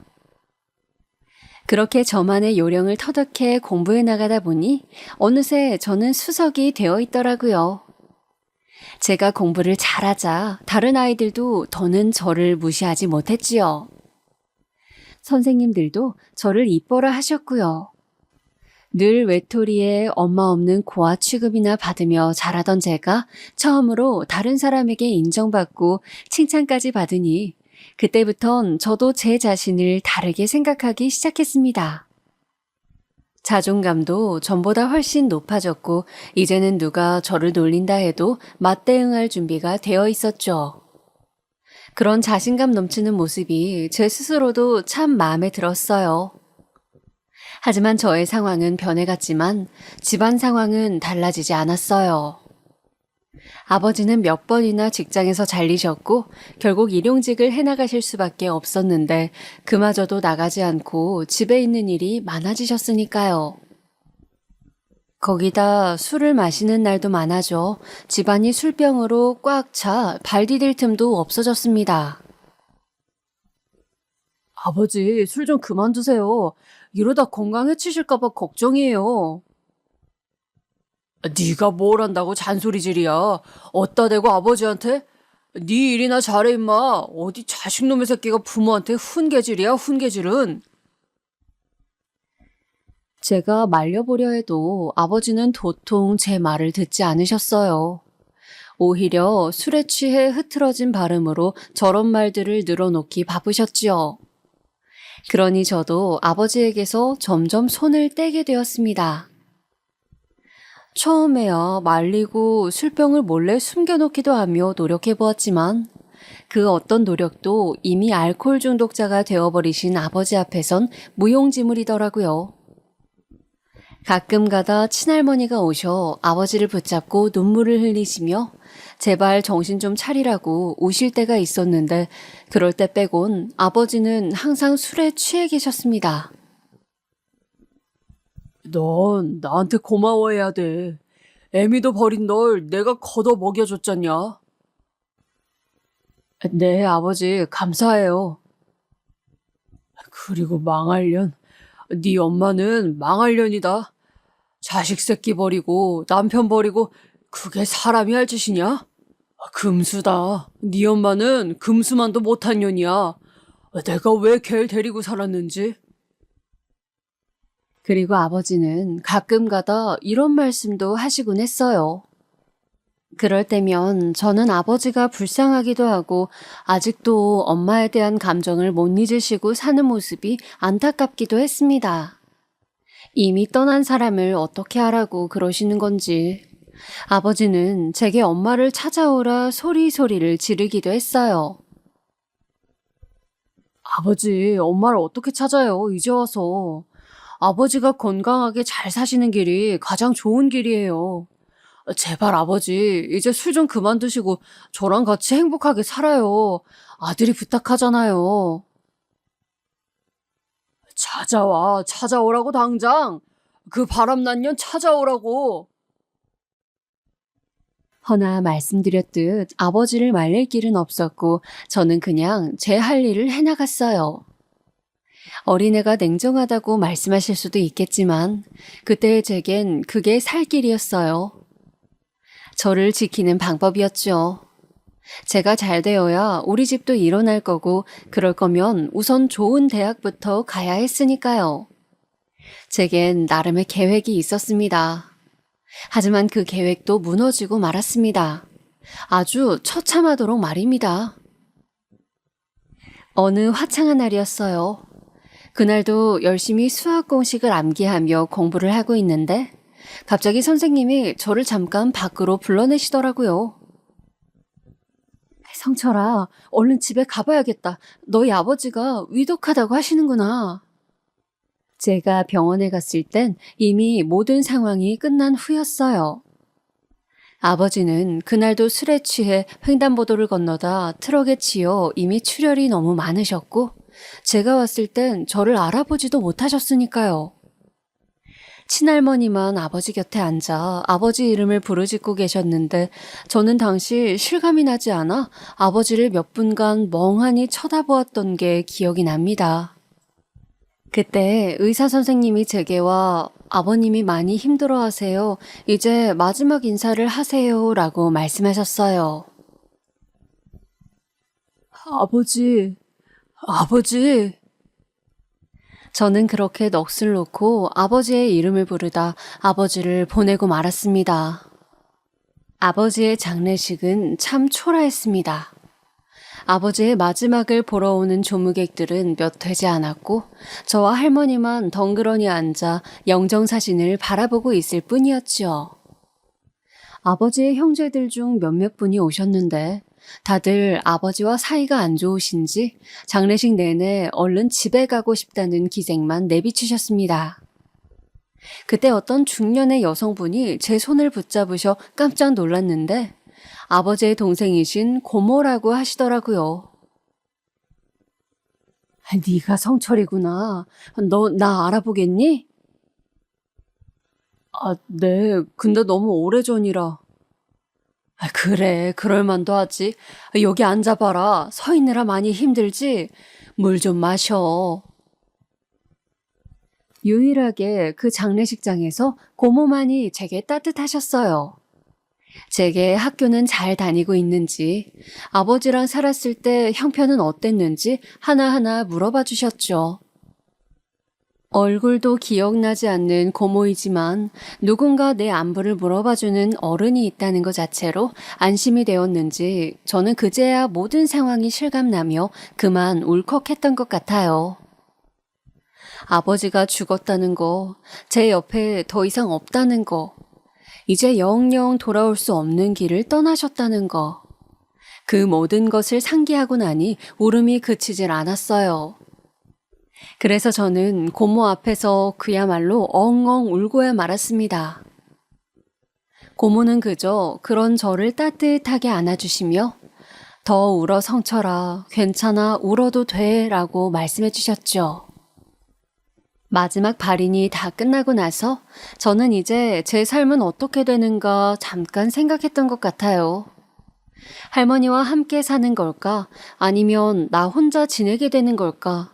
늘 술에 취해 계셨던 아버지였지만 아버지 없이 들어갈 빈집이 좀 무섭기도 했습니다. 근데 그때 저를 따뜻하게 위로해 주셨던 고모가 저에게 다가와 자기와 같이 살지 않겠냐고 말씀하시더라고요. 저랑 고모랑요? 고모도 아직 결혼을 못해서 혼자거든. 너가 우리 집 와서 살아도 눈치 볼 사람 없고 고모도 일 나가는 일이 대부분이니까 성철이만 괜찮다면 고모는 함께 살고 싶은데. 그때 저는 무슨 생각이었을까요? 저에게 처음으로 손을 내밀어주는 어른의 호의가 낯설기도 하고 두렵기도 했습니다. 그리고 그 손을 눈 딱 감고 모른 척 잡고 싶다는 생각도 했던 것 같아요. 하지만 저는 고개를 내저었어요. 아니에요, 고모. 감사하지만 저 혼자 잘 살아나갈 수 있어요. 나중에 언제 고모 집 한번 들릴게요. 정말 괜찮겠니? 나는 네가 걱정이 많이 되는데. 괜찮아요. 저 할머니도 계시고 이제 어차피 성인 될 날도 얼마 안 남았으니까 혼자 힘으로 살 수 있어요. 저는 일부러 다부진 척 얼굴에 밝은 미소까지 지으며 말했어요. 집에 돌아오는 길엔 이제 정말 혼자라는 생각에 마음 한구석이 텅 비어진 느낌을 지울 수가 없어 바보처럼 주저앉아 버릴 걸 알면서도 그땐 왜 그랬는지 모르겠네요. 그럼에도 고모는 제가 걱정이 되셨나 봅니다. 제가 집에 돌아간 이후에도 저를 보러 먼 지방에서 올라오셔서 바리바리 싸온 반찬들을 냉장고에 넣어주고 가셨어요. 아버지의 죽음 이후 처음 알게 된 고모는 저를 자식처럼 챙겨주셨어요. 나중에 들었지만 고모는 임신이 잘 되지 않아 한번 이혼을 당하신 아픔이 있다고 하더라고요. 그 뒤로 아이들만 보면 이뻐라 하시고 홀로 남겨진 저도 고모 자식 같으셨대요. 자식을 먼저 보낸 슬픔이 크셨는지 몇 달 후 할머니가 돌아가시고 정말 제가 혼자 되었을 때도 고모가 있었기에 그나마 버틸 수 있었던 것 같아요. 그러다 제가 대학을 갈 때쯤 고모는 제게 통장 하나를 건네셨어요. 고모, 이게 뭐예요? 성철아, 이거 고모가 열심히 모은 돈이야. 성철이 네가 꼭 써줬으면 좋겠어. 고모, 나 이 돈 받을 수 없어요. 고모가 어떻게 모은 돈인데. 비밀번호는 성철이 네 생일이야. 내가 구두쇠 기질이 있어서 돈을 잘 안 쓰고 모아놓곤 했는데 이렇게 쓰이라고 너한테 가라고 그랬나 봐. 고모는 이 돈으로 우리 성철이 공부시킬 수 있어서 무지 행복해. 성철아, 앞으로 인생에서 힘든 일 많았겠지만 그럴 때마다 고모가 우리 성철이 응원하고 있다는 거 기억하렴, 알았지? 문득 저는 고모의 얼굴을 바라보다 옛날 제게 잘해주셨던 선생님이 생각났어요. 그저 제가 행복해지길 바란다는 이유로 아무 대가 없이 자신의 것을 나눠주신 어른들이었지요. 저는 그날 고모의 온기가 담긴 통장을 받으며 제게 이런 선함을 베풀어 주신 어른들의 마음을 잊지 않겠다고 다짐했습니다.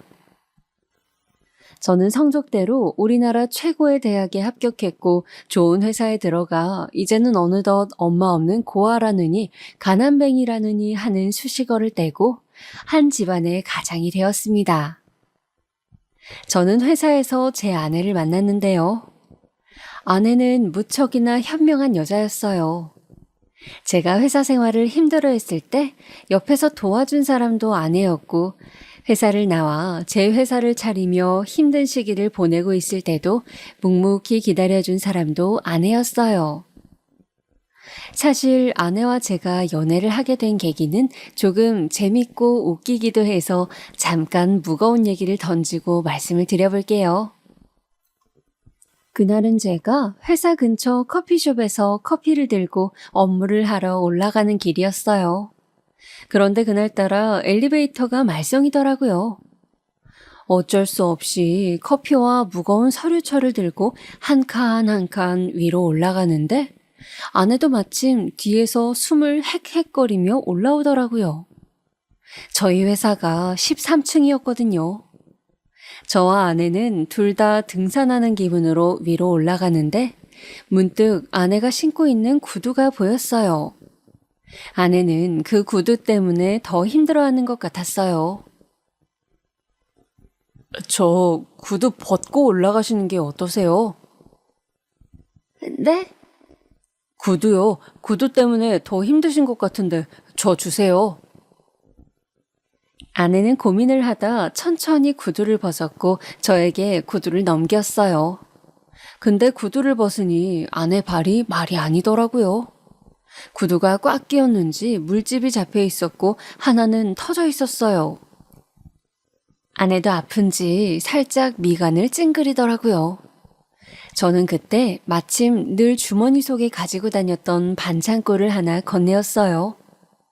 종이 넘기다가 손가락이 자주 베어 밴드를 들고 다니곤 했거든요. 아내는 민망해했지만 저는 아내 발 상태가 안 좋아 보여 반창고 붙이는 걸 도와주었어요. 근데 그때 가까이서 본 아내의 얼굴이 무척이나 이쁘더라고요. 속으로 은근한 기류가 흐르는 걸 느끼었지요. 그 후 아내가 옆부서라는 것을 동료에게 들은 뒤론 일부러 그 옆을 지나가기도 하고 넌지시 아내에게 인사를 건네기도 했네요. 아내도 제가 자신에게 호감이 있다는 걸 알았는지 언젠가부터는 제 인사를 부담스러워하더니 나중엔 제 적극적인 구애를 받아들여 연애를 하고 결혼으로까지 골인을 하게 되었습니다.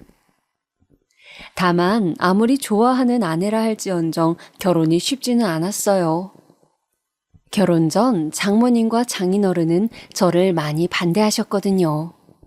다름 아닌 제게 부모가 없었기 때문이었죠. 장모님은 특히 제 가정 환경을 탐탁지 않아 했어요. 결혼이라는 건 단순히 좋다는 감정으로만 하는 게 아니야. 그 사람이 어떻게 살아왔는지도 중요해. 근데 엄마가 어렸을 적 집 나가고 아버지도 돌아가신 거면 혼자 자란 거나 다름없는데 너와는 달라도 너무 다른 환경에서 자란 사람을 어떻게 믿을 수가 있겠니? 난 도통 믿음이 안 가는구나. 물론 자넨 내 말이 섭섭할 수도 있겠지만 나도 내 귀한 외동딸 보내는 거니 이런 말 하는 거 이해해 주게. 네, 장모님. 장모님 하시는 말씀 다 이해합니다. 제가 장모님이라도 저를 받아들이기 쉽지 않았을 겁니다. 그런데요, 장모님, 비록 어머니는 오래전에 집 나가시고 아버지는 돌아가셨지만 저에겐 주변에 좋은 어른들이 참 많았습니다. 저를 위해 지방에서 반찬을 싸오시는 고모도 있었고 좋은 말씀을 해주시는 선생님도 있었어요. 그 어른들 덕분에 한 번도 방황하지 않고 바르게 자랄 수 있었고요. 결혼이라는 게 장모님 말씀처럼 두 사람 감정이 그저 좋다고 이루어질 수 없다고 생각합니다. 그렇기에 저와 4년이나 만날 이 사람, 저희 둘 그 누구보다 잘 살 수 있을 거라고 생각합니다. 저도 이 사람도 서로를 많이 믿고 있어요. 저에게 한 번만 기회를 주십시오, 장모님. 놀랍게도 장모님은 저의 말 한마디에 저희의 결혼을 승낙해 주셨어요. 한번 자네를 믿어보겠다고 한마디 말 속에 자네의 됨됨이가 느껴졌다고 하시더라고요. 장모님께 감사해 큰 절을 올리고 싶은 걸 겨우 참고 그렇게 결혼 승낙을 받게 되었어요. 하지만 가장이 되니 또 다른 삶의 무게감이 느껴졌습니다. 제 회사를 나와 차린 만큼 매일매일이 전쟁터였어요. 직원으로 일하고 있을 때야 최악의 경우 잘리는 거였지만 그래도 다른 회사를 가면 되니 압박을 훨씬 덜 느꼈는데 제 회사이고 또 제가 먹여 살려야 할 직원들이 있다 보니 하루하루 허투루 살아갈 수가 없겠더군요. 그리고 저의 두 아들 성준이와 성민이에겐 절대 죽어도 가난을 물려주고 싶지 않았기에 더 열심히 아등바등 살았던 것 같아요. 여보, 요즘 너무 무리하는 것 같은데 오늘 하루는 쉬지. 당신 일만 한 지 꽤 됐잖아. 그러다 병나 이러면 오래 일하기도 힘들다고. 아니야, 괜찮아. 이 정도쯤이야 거뜬해. 물 들어왔을 때 노 저어야지.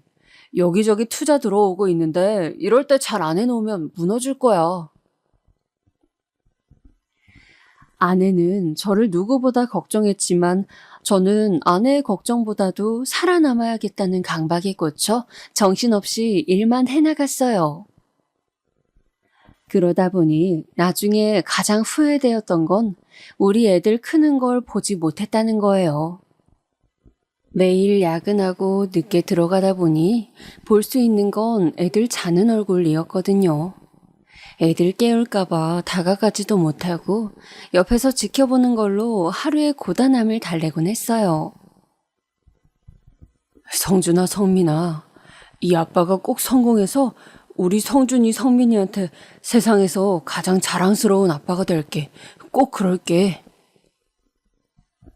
전 그렇게 말하며 아이들의 머리를 쓸어주곤 했습니다.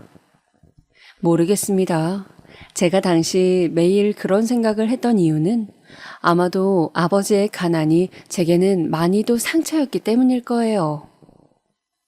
가난 속에서 아이들이 자라면 어떻게 되는지, 상처를 입고 자라는지 누구보다 경험으로 잘 알고 있었기 때문에 그러했지요. 그러다 사건이 일어나게 된 건 바로 전년도였어요. 잘 나간다고 생각했을 때쯤 회사가 무너지고 만 것이죠. 믿었던 저희 직원 중 한 명이 저희 회사의 정보와 기술을 다른 회사로 들고 가면서부터 일이 시작되었어요. 그리고 투자자들이 하나둘 발을 빼기 시작하면서 한순간에 빚이 생기고 나중에는 직원들 월급도 못 주게 되었어요. 당시 저랑 가장 가까웠던 직원 한 명만이 제 곁을 남아 지켰는데 나중엔 그 직원 미래를 위해 다른 회사로 가라고 말해야 했어요. 더 이상 제가 이들을 책임질 수 없는 형편이 되었으니까요. 그래도 저를 믿고 함께 달려와준 직원들인데 이렇게 하루아침에 무너졌다는 사실이 너무도 가혹했습니다. 발빠르게 돈을 빌리고 어떻게든 상황을 나아지게 하기 위해 돌아다녀 보았지만 아무도 제게 도움을 주지 않았지요. 그러다 보니 사람이 순간적으로 나쁜 생각도 하게 되더라고요. 예전엔 이런 뉴스 기사들을 보면 쉽사리 이해하기 힘들었는데 이제야 처절하게 공감이 되었습니다. 하지만 그렇다고 저는 제 자신을 놓을 수도 없었고 그러기도 싫었습니다. 제겐 그 누구보다 소중한 가족이 있었고 저만 목 빠지게 기다리고 있을 우리 사랑스러운 아이들이 있었으니까요. 아내와 아이들을 생각하면 그런 선택이 아니라 다른 선택을 하고 싶었어요. 그래서 처음부터 다시 시작하는 마음으로 모든 것을 내려놓고 아내에게도 아이들 데리고 친정에 가 있으라고 했네요. 그때 제게 찾아온 사람이 바로 저희 엄마였습니다. 어린 시절 상간남과 도망갔던 친엄마요. 무슨 일이라도 해야 할 것 같아 저는 당시 공사장 막노동판에서 일을 하고 있었어요. 그날도 신발끈을 묶고 집을 나섰을 때였죠. 어떤 초라한 행색의 할머니가 저를 붙잡았어요. 저기요, 잠깐 얘기할 수 있을까요? 네? 누구세요? 누구냐는 질문에 할머니는 아무 말씀도 못하시고 눈물이 그렁그렁하신 눈으로 저를 쳐다보셨어요. 그리고는 대뜸 제게 자신이 친엄마라는 사실을 밝혔습니다. 30년 만에 날 찾아온 엄마라니. 저는 보고도 믿기지 않아 눈을 멀뚱히 뜨다가 일단은 엄마를 모시고 근처 국밥집으로 들어갔습니다. 이미 엄마에 대한 원망이던 뭐던 사라진 지는 오래였어요. 차라리 없는 사람이라고 생각하고 살았으니까요. 그런데 막상 이렇게 허름한 모습으로 나타나 허겁지겁 국밥을 먹는 모습을 보니 도대체 왜 날 찾아왔을까 싶더라고요. 어머니는 국밥을 반 정도 먹더니 천천히 이야기를 시작하셨어요. 30년 만에 나타난 어머니가 던진 말은 참으로 뜬금없었는데요. 내가 갑자기 나타나 놀랐지? 실은 내게 부탁할 일이 있어서 왔단다. 부탁이요? 내가 암이라고 한다. 당장 수술을 해야 하는데 수술비가 없어 어찌해야 할지 모르겠구나. 내게 어려운 부탁일 거 안다. 근데 부족한 돈을 메꿀 방법이 없어서 수소문을 해 널 찾아왔단다. 어머니는 자신이 암이라며 수술비 100만 원이 부족하다고 말씀하시더라고요. 행복하고 편안하게 사시기나 하시지 왜 100만 원도 없이 나타나신 건지 순간 가슴이 미어지면서 깊은 고통이 느껴졌습니다. 그 순간 저는 저를 버리고 떠난 어머니의 모습이 생각났고 하염없이 어머니를 기다리던 어린 날 제 모습도 생각이 나 자리를 박차고 뛰어나왔습니다. 근데 뒤에서 어머니가 저를 붙잡으시며 하는 말이 또다시 한번 제 뒤통수를 강하게 후려쳤어요. 내가 너를 떠난 게 아니다. 네 아빠를 도저히 견딜 수가 없었어. 그래서 떠난 거야. 그게 무슨 말이에요? 네 아버지가 나를 너무 많이 때렸다. 너까지 위험할 정도로. 나쁜 말도 많이 하고 나는 견딜 수가 없었어. 그래서 널 놓고 도망쳤어. 너에게 가고 싶어도 갈 수가 없었어. 네 아버지가 너무 무서웠어. 너의 할머니도 그렇고 모두 네 앞에 나타나면 죽여버리겠다고 협박했다. 이제 와서 수술비 얻어내기 위해 그런 거짓말 하시면 좋으세요? 어이가 없기까지 했습니다. 아무리 그래도 돈 100만 원에 아버지까지 모욕하는 이 여자를 어머니라고 받아들이기도 싫더라고요. 그런데 어머니는 끝끝내 제게 핸드폰 번호가 적힌 종이를 쥐어주곤 떠나더군요. 언제든 연락하라면서요. 웃긴 건 마지막까지 어머니의 얼굴이 내내 잊혀지지가 않았어요. 100만 원이 없어 저를 찾아올 정도라면 그만큼 어려운 상황이라는 건데 여기서 제가 돈을 주지 않으면 천륜을 저버리는 짓이라는 생각이 들었어요. 그래서 저는 어머니에게 연락해 계좌번호를 알려달라 했고 100만 원을 송금했어요. 어머니에게선 고맙단 인사가 왔지만 저는 거기에 답장하지 않았어요. 나중에 부고 소식이 왔지만 장례식도 가지 않았어요. 어머니의 마지막을 굳이 보고 싶지 않았습니다. 그렇게 몇 달이 흘렀을까 어머니를 만난 일을 잊기 위해 부단히 노력하며 일만 하고 있었는데요. 저에게 낯선 번호로 연락이 한 통 왔습니다. 중년 남성의 목소리였는데 그 남자는 저를 꼭 만나길 원했습니다. 절 간절하게 찾고 있기에 일단은 나갔는데 그 자리엔 2명의 남자가 있었고 2사람은 자신들을 어머니의 자식이라고 소개했습니다. 아마도 재혼한 뒤 낳은 자식 같았지요. 2사람은 얼마 전 어머니가 돌아가셨다는 소식을 전하며 저에게 통장 하나를 건네더라고요. 이게 무슨 돈이죠? 어머니께서 성철 씨에게 전 재산을 주시라고 하셨어요. 저한테요? 네? 통장엔 정말이지 엄청난 금액의 숫자가 찍혀 있었어요. 제가 놀라 바라보니 그 자식이란 사람은 주머니에서 하얀색 편지지 한 장을 꺼내었어요. 저희 어머니가 편지를 한 장 남겼어요. 이걸 보시면 이해가 빠르실 겁니다. 저는 망설이다 천천히 편지지를 펼쳤어요. 성철아, 엄마야. 갑자기 네 앞에 나타나 많이 놀랐지? 엄마는 너 만나고 돌아오는 길에 얼마나 감격스럽고 기뻤는지 모른다. 마지막 가는 길 우리 아들 한번 보고 갈 수 있어서 말이다. 평생 볼 거라 생각 못했는데 재혼하고 나선 부모 자식 인연 여기까지인가 보다 하고 살았는데 이렇게 널 보니 그동안 왜 널 찾아가지 않았는지 무척 후회가 되더구나. 이런 말 믿지 않겠지만 엄마는 널 많이 그리워했단다. 널 단 하루도 잊어본 적이 없었어. 너무 어린 널 그 나쁜 사람에게 남기고 떠났을 때부터 지금 이날까지 말이다. 엄마 없이 힘들게 자랐을 널 생각하면 너무 미안해 하루에도 가슴이 몇 번씩 찢어졌다. 이제와 너에게 용서를 빌 주제도 못 된다고 생각해. 다만 이 돈으로 그동안의 빚을 조금이라도 갚고 싶구나. 나를 용서하지 말아라.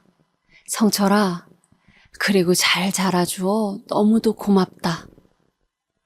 아들, 마지막으로 너에게 100만 원을 빌려달라고 했던 건 너를 시험해보고 싶었단다. 그런 못난 엄마의 마음도 용서하지 말으렴. 미안하다, 아들. 눈물 자국이 담긴 편지엔 어머님의 진심이 적혀 있었고 저도 모르게 그만 따라 울고 있었습니다. 어머니의 또 다른 자식은 함께 눈물을 훔치며 말했습니다. 어머니는 한평생 성철 씨를 그리워하셨어요. 저희에게 숨기고 싶어 하셨지만 늘 들키셨죠. 그리고 일을 정말 열심히 하셨어요. 나중에 성철 씨를 찾고 싶다고 하면서요. 저희 때문에 성철 씨를 찾진 못했지만 어머니는 성철 씨 사진을 지갑 속에 넣고 다니셨을 정도로 보고 싶어 하셨답니다. 저희가 어머니 배 아파 낳은 자식이 아니었지만 친자식처럼 정말 잘해주셨고 저도 어머니의 마지막 의사를 존중해드리고 싶어 전 재산을 넘기는 거에 찬성하게 되었습니다. 그러니 이 돈 받아주세요.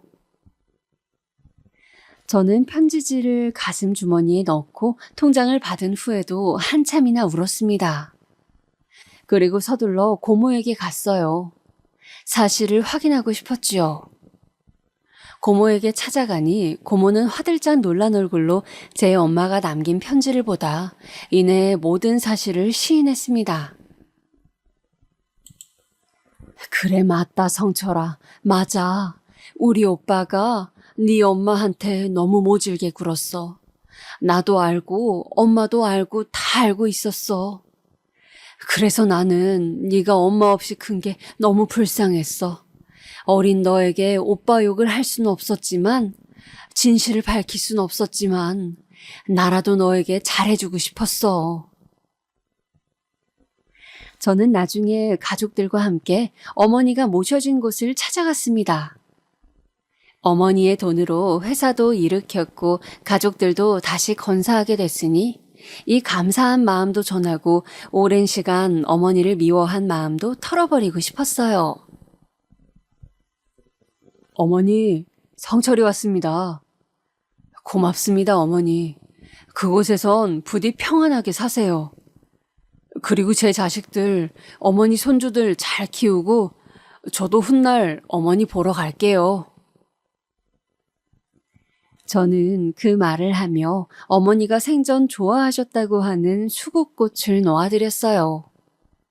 제 자식들에게도 할머니라고 소개를 시켜주었고요.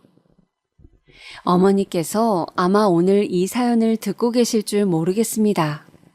아마 하늘에서 듣고 계시다면 조금은 기뻐하고 계시겠지요.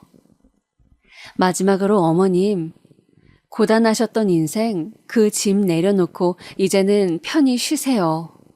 우리 다시 만나는 날까지 안녕히 계세요.